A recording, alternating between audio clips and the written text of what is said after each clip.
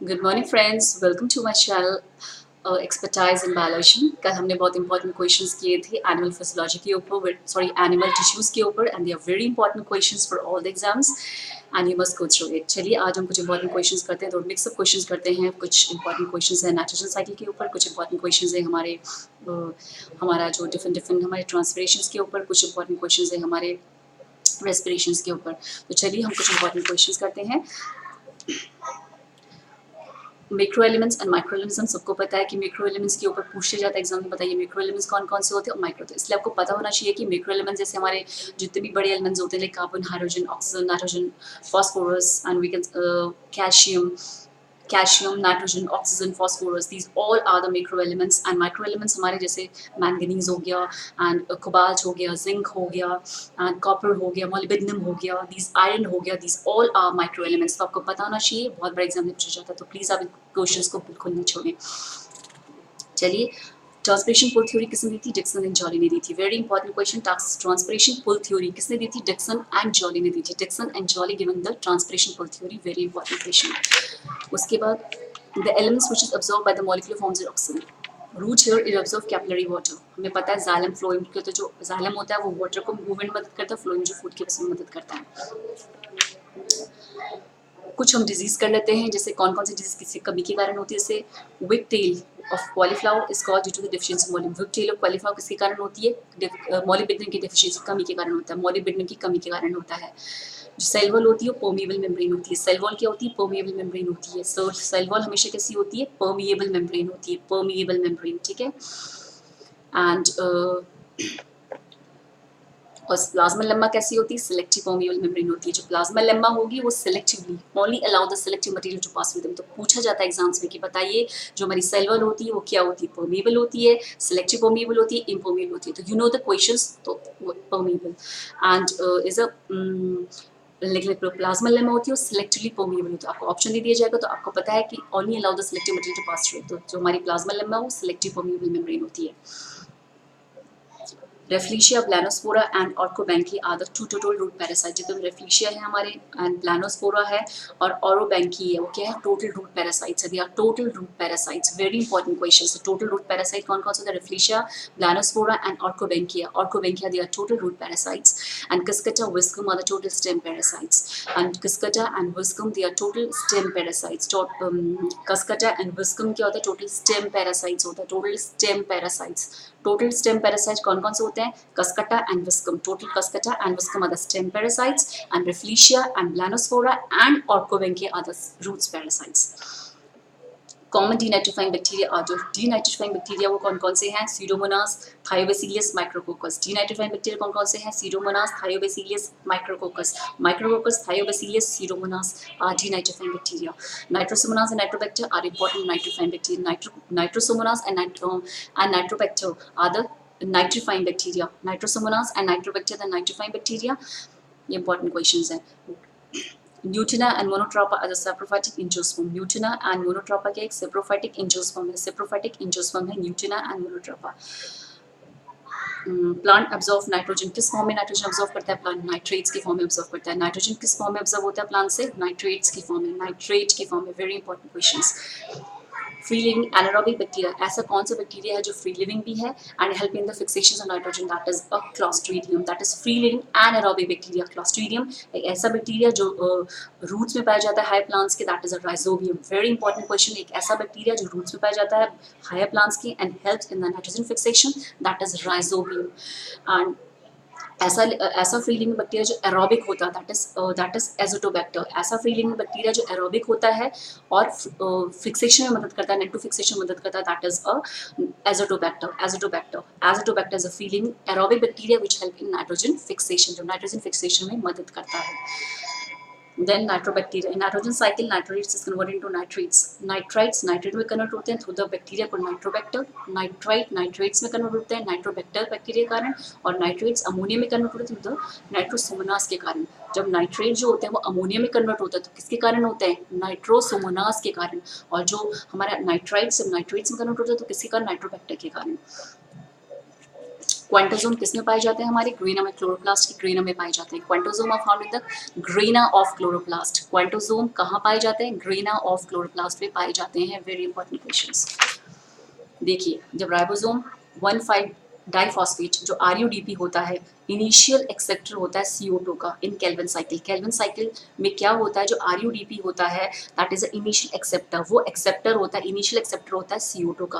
और first stable product कौन सी form होती है? Calvin cycle. दो क्वेश्चन पूछा होता है केल्विन साइकिल, जो बहुत इंपॉर्टेंट क्वेश्चन पूछे जाते हैं वो ये पूछा जाता है कि बताइए आरयूडीपी फर्स्ट एक्सेप्टर ऑफ CO2 कौन सा होता है केल्विन साइकिल में? That is RUDP. RUDP is the first acceptor of CO2 in Calvin cycle and first stable product जो फॉर्म होता है केल्विन साइकिल में वो होता है PGA, phosphoglyceric acid is the first stable product in that is Calvin cycle.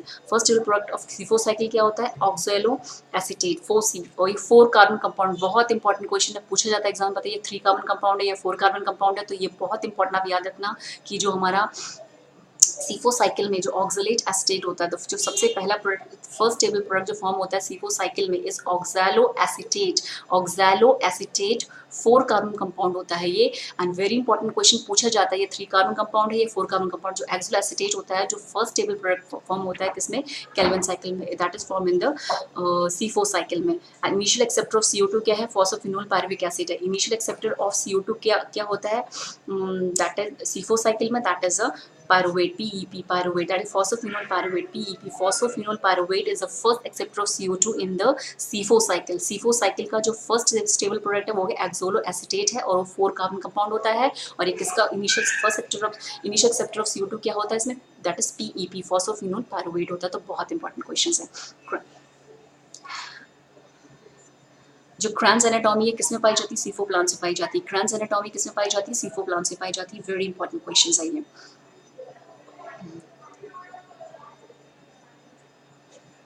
जो compensation point refer to light intensity और which rate of photosynthesis equal to the rate of respiration. जो photosynthesis होता है वो रेट ऑफ रेस्पिरेशन के equal होता है in case of compensation point में।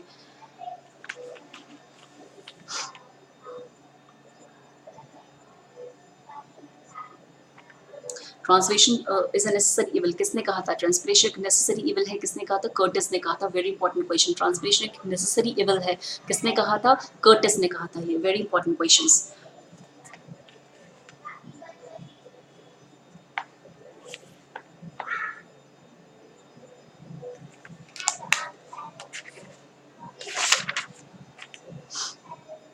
Guttation take place in, guttation किस में होता है? हाइड्रोथोट्स में होता है। गटेशन किस में होता है? हाइड्रोथोट्स में। Guttation take place in hydathodes. Very important question. Root pressure is measured by manometer. Root pressure किससे मेजर करते हैं? मोनोमीटर से मेजर करते हैं। Root pressure is measured by manometer.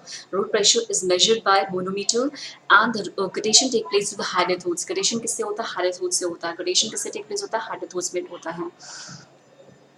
During water stress plants, abscisic acid AV is produced which causes closures of stomata. जब water stress होता है, water stress क्या होता है? एब्सिसिक का प्रोडक्शन होता है जो क्लोज कर देता है स्टोमेटास को। Very important questions. Clear. Glycolysis को हम EMP पाथवे भी कहते हैं बिकॉज मैंने आपको पिछला वीडियो आप मेरा देख सकते हैं, मैंने ग्लाइकोलिसिस से कुछ इंपॉर्टेंट क्वेश्चंस में कराए हैं, तो आप देख सकते हैं कि EMP पाथवे हम इसे क्यों कहते हैं। वेरी इंपॉर्टेंट क्वेश्चन है ये भी। रेस्पिरेशन का एक कैटाबॉलिक प्रोसेस है क्योंकि food oxide to release energies and all. Net gain इसमें कितना होता है? 8 ATP का। नेट गेन ऑफ ग्लाइकोलिसिस में 8 ATP का होता है। फर्स्ट डेमोक्रेस cycle is a formation of acetyl coenzyme from pyruvic acid. जो एसिटाइल कोएंजाइम ए फॉर्म होता है किसमें? क्रेब्स साइकिल में। जो एसिटाइल कोएंजाइम ए जो फर्स्ट पहला जो प्रोडक्ट होता है फॉर्म होता है acetyl coenzyme A form in the Krebs cycle, वो कहाँ से आता है? वो पायरुविक एसिड से आता है। वेरी इंपॉर्टेंट क्वेश्चन पूछा जाता है एग्जाम में कि जो एसिटाइल कोएंजाइम है वो कहाँ से आता है? वो पायरुविक एसिड से आता है जो कहाँ किसका होता है? एंड प्रोडक्ट ऑफ ग्लाइकोलिसिस होता है। उसके बाद क्रेब्स साइकिल चलती है। तो बहुत इंपॉर्टेंट क्वेश्चन है, पूछा जाता है एग्जाम्स में। Net gain of glycolysis 8 ATPs होता है। नेट गेन ऑफ ग्लाइकोलिसिस कितना होता है? 8 ATPs होता है। Krebs cycle take place in matrix of, जो क्रेब्स साइकिल कहाँ होती है? मैट्रिक्स ऑफ माइटोकॉन्ड्रिया में होती है। वेरी इंपॉर्टेंट क्वेश्चंस की Krebs cycle take place in the matrix of mitochondria. Mitochondria के मैट्रिक्स में होती है क्रेब्स साइकिल। बहुत बार एग्जाम में पूछा जाता है क्वेश्चंस, आप प्लीज इसको छोड़ना मत। RQ is measured by Warnsburg रेस्पोमीटर। जो RQ होता है वो किससे मेजर करते हैं? वार्टबर्ग रेस्पोमीटर से करते हैं। देखिए ऐसा पूछा जाता है एग्जाम में, पता है कि एसिटाइल कोएंजाइम किसका कनेक्टिंग लिंक है between the glycolysis and Krebs cycle, क्योंकि जो हमारा पायरुविक एसिड प्रोड्यूस होता है एंड प्रोडक्ट होता है ग्लाइकोलिसिस का, उसी से प्रोड्यूस होता है एसिटाइल कोएंजाइम। इसलिए acetyl coenzyme is a connecting link between the glycolysis and Krebs cycle. Very important question.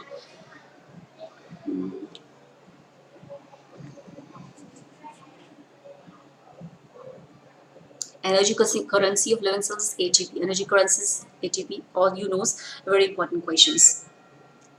तो टोटल कितने एटीपी प्रोड्यूस होते हैं aerobic respiration 38 Krebs cycle and 2 ATP glycolysis total जो एटीपी प्रोड्यूस होता है including the Krebs cycle and glycolysis वो 38 ATP का production होता है total 38 ATPs are produce in the total 38 ATPs are forming aerobic respirations total 38 ATPs are forming this